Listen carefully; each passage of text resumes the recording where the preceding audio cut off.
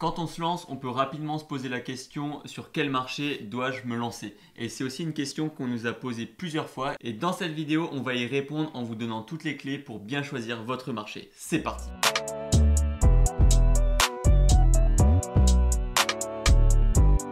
D'abord, pour celles et ceux qui ne nous connaissent pas encore, on s'appelle Théo et Léo, on est e-commerçants depuis plus de 3 ans, on partage toute notre expérience sur cette chaîne YouTube et on est spécialisé sur la création de boutiques. Tout cela nous a mené à créer un thème Shopify, le Storytheme Alpha, qui permet de personnaliser sa boutique Shopify à 100% tout en évitant les frais d'application.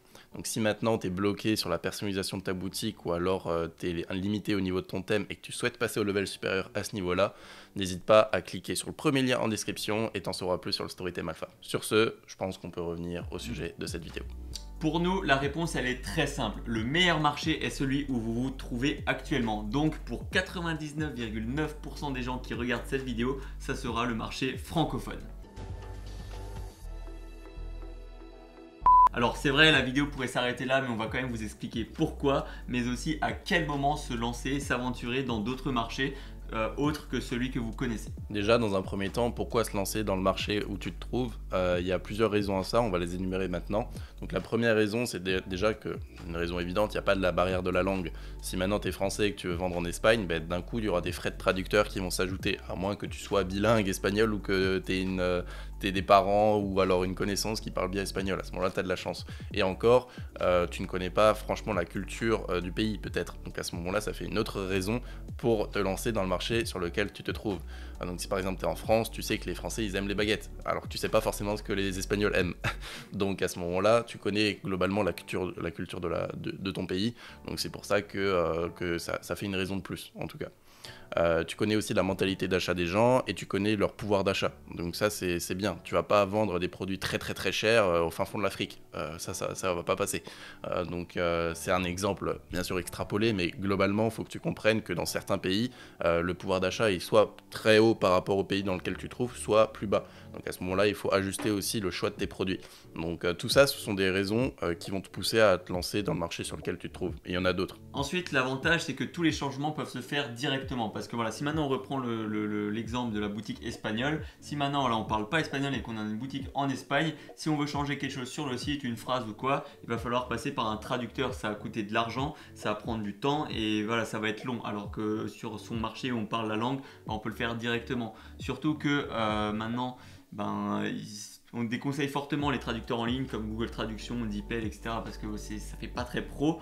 Donc voilà. Et aussi du coup pour enchaîner avec le fait que ça coûte moins cher du coup de faire soi-même que de passer par un traducteur sur Fiverr, 5 euros, Upwork, ce genre de site. Surtout que si on veut faire vraiment pro et pousser assez loin le truc, on peut faire traducteur et après proofreading. Donc ça c'est quelqu'un qui va relire la traduction et qui va être sûr que voilà il n'y a pas d'erreur, que ça va bien coller sur le site, etc., etc. Aussi une autre raison, c'est que ça va te permettre de faire tes premières armes, dans le sens où si par exemple on prend l'exemple de la France, tu te lances en France, ça va te permettre de créer ta place, de prendre ta place dans le marché assez concurrentiel quand même, qui est le marché français au niveau du e-commerce, peu importe la niche. Donc voilà, c'est bien pour apprendre toutes les bases du e-commerce et vraiment se démarquer des autres pour prendre des parts de marché, tout simplement. Ouais, et puis aussi on peut dire que le marché français il est quand même assez grand, donc ça va pas poser trop de problèmes. Normalement il y a de la place pour les boutiques. Donc ça fait déjà un bon paquet de raisons de commencer sur le marché sur lequel on connaît, enfin on se trouve et on connaît le mieux.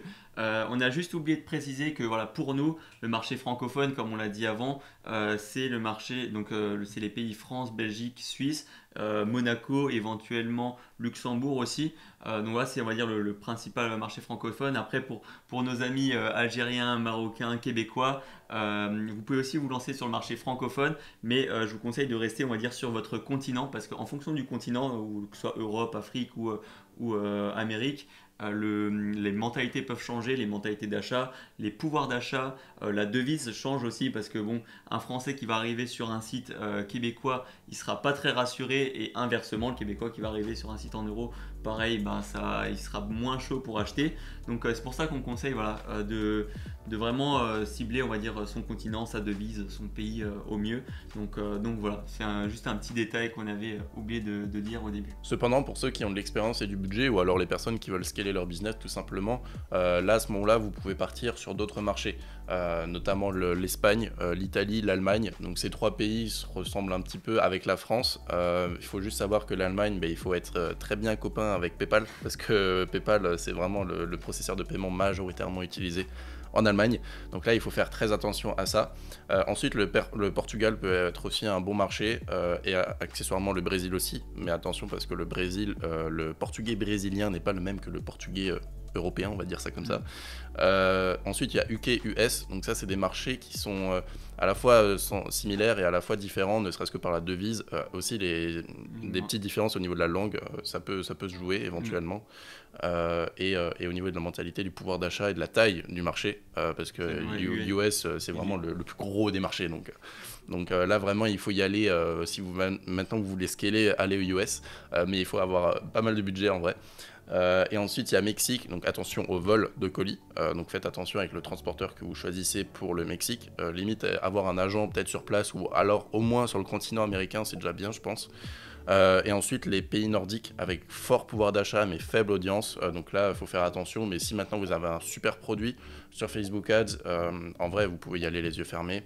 Et après il y a le pays du Moyen-Orient, et les Émirats Arabes Unis par exemple, où là il y a un très bon pouvoir d'achat, mais nous personnellement on n'a jamais testé ce genre de marché.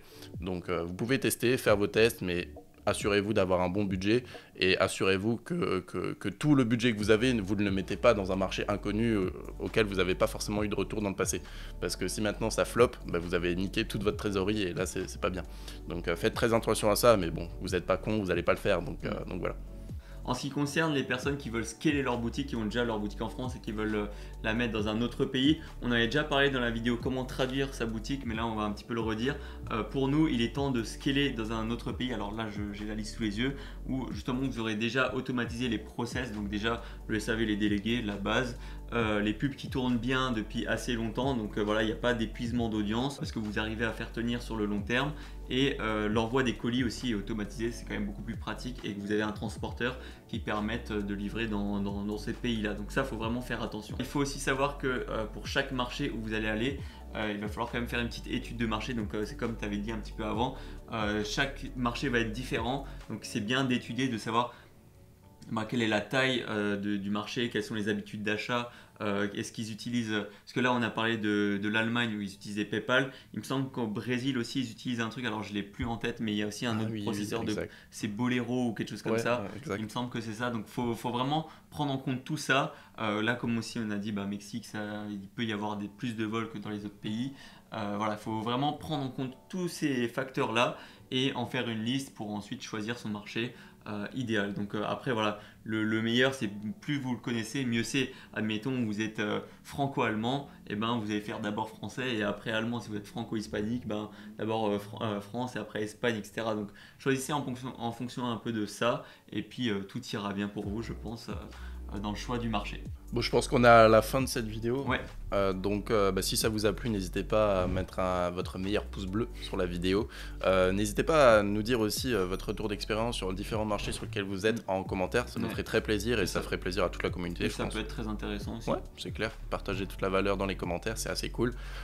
Et sinon, on se retrouve pour la prochaine vidéo. Je te laisse faire la phrase de fin. Allez, alors sur ce, portez-vous bien, travaillez bien et croyez en vos rêves. Ciao. Salut. Attends, on a une super nouvelle pour toi. On vient de refaire notre toute nouvelle formation gratuite. C'est plus juste quelques vidéos que tu recevras par mail par-ci par-là, mais c'est vraiment tout un espace membre qui est consacré, auquel tu pourras bien sûr y accéder gratuitement et qui va t'aider à te lancer et ou te développer dans le e-commerce. On a décidé de répartir notre formation gratuite en plusieurs modules.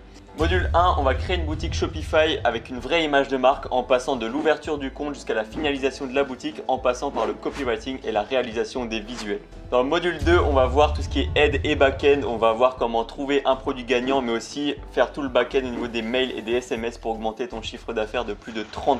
Dans le module 3, on va parler de tout le marketing, donc le lancement sur Facebook Ads, sur Snap Ads, etc., etc. Et enfin, on vous a préparé un petit module bonus où on a regroupé en fait plein de vidéos qui va vous expliquer comment utiliser les principaux logiciels, style Photoshop, etc., etc. Alors pour t'inscrire, clique sur le premier lien en description et tu recevras toutes les consignes pour accéder à cet espace membre. Alors on se retrouve de l'autre côté dans la formation gratuite et pour tous les autres, on se dit à la prochaine pour une nouvelle vidéo. Travaillez bien, croyez en vos rêves. Ciao! Salut!